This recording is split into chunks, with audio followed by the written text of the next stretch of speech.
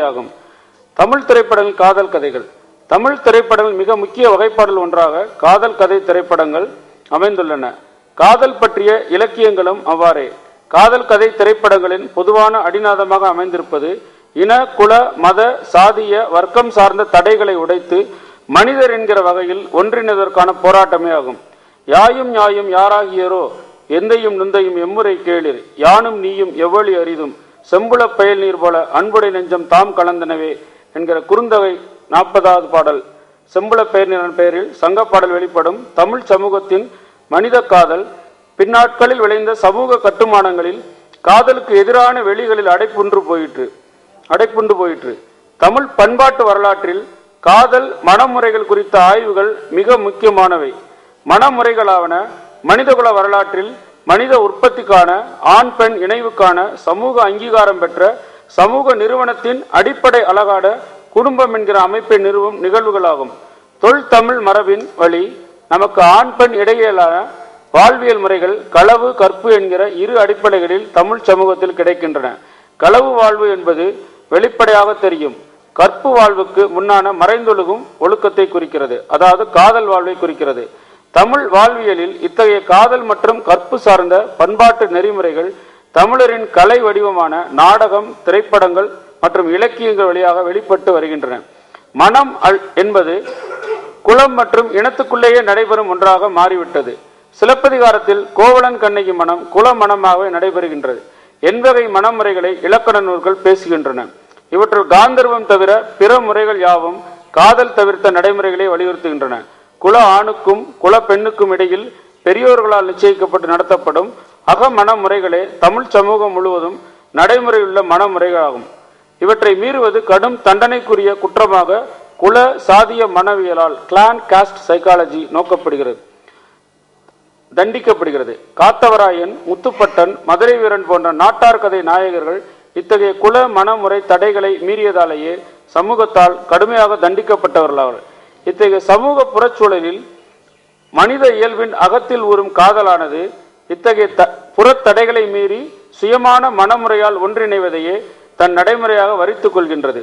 அதனால் வரும் தடைகளை அது மூர்க்கத்தனமாக மீறுகின்றது, மோதுகின்றது, முடியாத போது மோதி வீழ்கின்றது. சாவை முத்தமிட்டேனும் காதலை வாழ வைக்கிறது. குலம், இனம், சாதி, மதம் போன்ற பிரபுத்துவ கருத்தாக்கங்கள் அல்லது நவீனமான செல்வத்தை அடிப்படையாக கொண்ட வர்க்கம் சார்ந்த கருத்தாக்கங்களும் சரி காதலுக்கு எதிராகவே உள்ளன. இத்தகைய தடைகளை மீறி மனம் செய்து கொள்வதையோ அதை நோக்கி நகர்வதையோ மனம் செய்து கொள்ள முடியாமல் தற்கொலை செய்து கொள்வதோ அல்லது கொலைப்படுவதோ அல்லது எதிர்ப்புகளை எதிர்த்து முறியடித்து இணைவதோ ஆகிய செயல்பாட்டு வகைமைக்குள் தான் தமிழ் திரைப்படங்களின் அத்தனை காதல் கதைகளும் அமைகின்றன. வள்ளி திருமணத்தை அடிவற்றிய தமிழ் காதல் திரைப்படங்கள். வள்ளி திருமணம் நாடக கதையை நேரடியாக 1933 நேஷனல் மூவி டோன் நிறுவனத்தால் வள்ளி என்ற பெயரிலும் பயோனியர் பிலிம் கம்பெனியால் வள்ளி திருமணம் என்ற பெயரிலும் 1945 ஸ்ரீவள்ளி என்ற பெயரிலும் படமாக்கப்பட்டது. பின்னர் 50ல் வந்த மதுரை வீரன், அது 1956 வந்த மதுரை வீரன் படத்தில் பொம்மி வீரன் காதல் காட்சிகள் சுவாமிகளின் நாடக பாங்குடனே அமைக்கப்பட்டன. காத்தவராயன் 1958 படத்தில் நாயகி பல்வேறு உருவில் சென்ற நாயகன் சந்தித்து காதல் வளர்க்கும் காட்சிகள் இடம்பெற்றன. 60களில் அடுத்த வீட்டு பெண் படத்தில் தங்கவேலி நகைச்சுவை தொடரில் அப்படியே வள்ளி திருமணம் நவீனமாக மாற்றப்பட்டது. காதலிக்க நேரமில்லை படத்தில் காதலன் மாறு வேடம், அதாவது விருத்தன் வேடமிட்டு காதல் வளர்க்கும் காட்சிகள் இடம்பெற்றன. அதே ஆண்டில் வெளிவந்த படகோட்டி படத்தில் வள்ளி திருமணத்தின் வளையல் சட்டி மற்றும் விருத்தன் வேடம் மறு ஆக்கம் செய்யப்பட்டது. அன்பேவா படத்தில் கதைநாயகன் தன்னை மறைந்து வேறொருவர் என்று சொல்லி தன்னுணர்வு மிக்க காதலியிடம் காதல் வளர்க்கும் கதையம்பு முறை இடம்பெற்றது. 70களில் ராஜபாட் ரங்கத்துறை படத்தில் மீண்டும் சுவாமிகளின் வள்ளி திருமண நாடகத்தின் ஒரு காட்சி நேரடியாக இடம்பெற்றது. 80களில் அலைகள் ஓய்வதில்லை படத்தில் வேற்று மதத்தை சேர்ந்த நாயகியின் தன்னுணர்வை மீறி பல்வேறு உணர்வு சார்ந்த சாகசங்கள் மூலம் நாயகன் அவள் காதலை வெல்வதும் அதற்கு நாயகியின் அண்ணன் எதிர்ப்பு தெரிவிப்பதும் அவர்கள் மத அடையாளம் துறந்து ஒன்றிணைவான காட்சிகள் இடம்பெற்றன.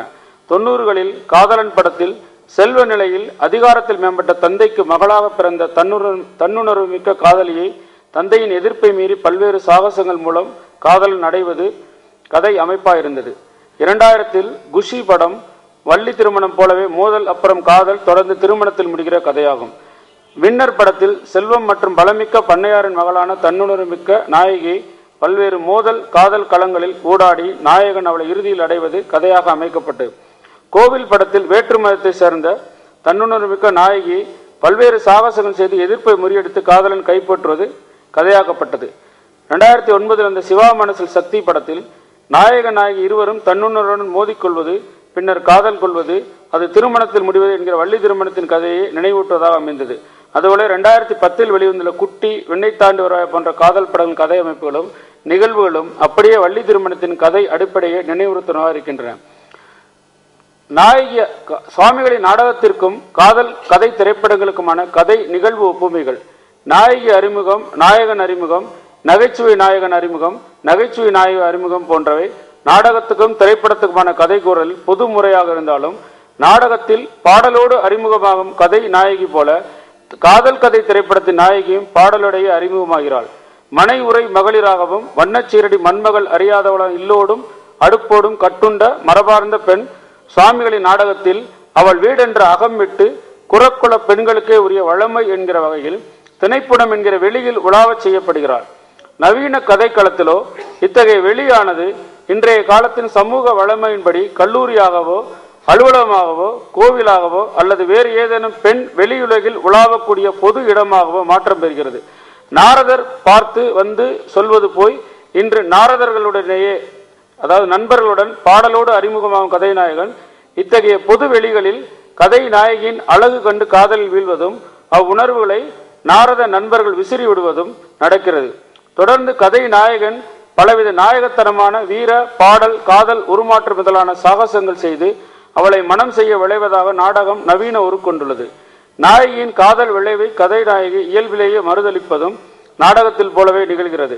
அவள் மறுதளிப்பதற்கான காரணியாக நாடகத்தின் வள்ளி நாயகிக்கு ஏற்பட்ட அதே குலம், இனம், சாதி, வர்க்கம் சார்ந்த இறுக்கம் விளைவித்த தன்னுணர்வு, அதாவது ஈகோ மற்றும் அது தந்த திமிர் அல்லது அது தந்த பயம் போன்ற உணர்வுகளே உள்ளன.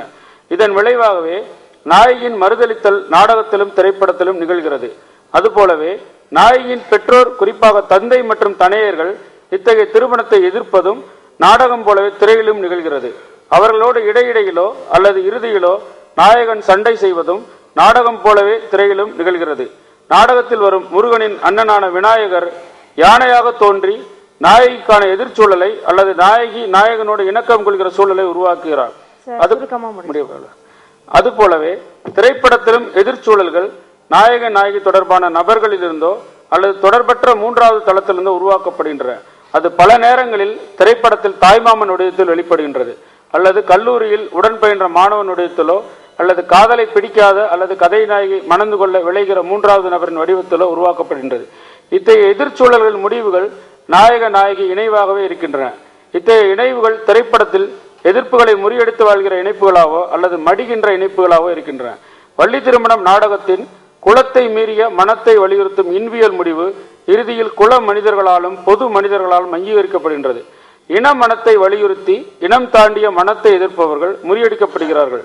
சங்க காலத்தின் புராதன நினைவுகளோடு பொது மனிதத்தை தொலைத்து செம்புல பயல் நீர்வள அன்புடை நெஞ்சம் தாம் கலந்த காதல் மனதை தொலைத்து அதை வரலாற்று வெளியெங்கும் தேடி அலையும் தமிழ் சமூக பொது மனத்தின் வெளிப்பாடாகவே வள்ளி திருமணம் நாடக கதையும் அதை தெரிந்தோ தெரியாமலோ அடியற்றி வருகின்ற காதல் கதைகளை மையமிட்ட திரைப்படங்களும் அமைகின்றன. அதனாலே இன்று வரை தமிழ் சமூகத்தில் சங்கரதாசாமியின் வள்ளி திருமணம் நாடக நிகழ்வுகள் அரங்கேறுகின்றன. காதல் கதை தமிழ் திரைப்படங்களும் தொடர்கின்றன. முடிவுரை. மேற்கண்ட சுவாமிகளின் வள்ளி திருமணம் நாடக கதை மூலத்தை அவர் எங்கிருந்து பெற்றார் என்பதும் வள்ளியின் பிறப்பு குறித்த கதைகளும் தனித்த ஆய்வுக்குரியனவாகும். வள்ளி திருமணம் நாடக கதை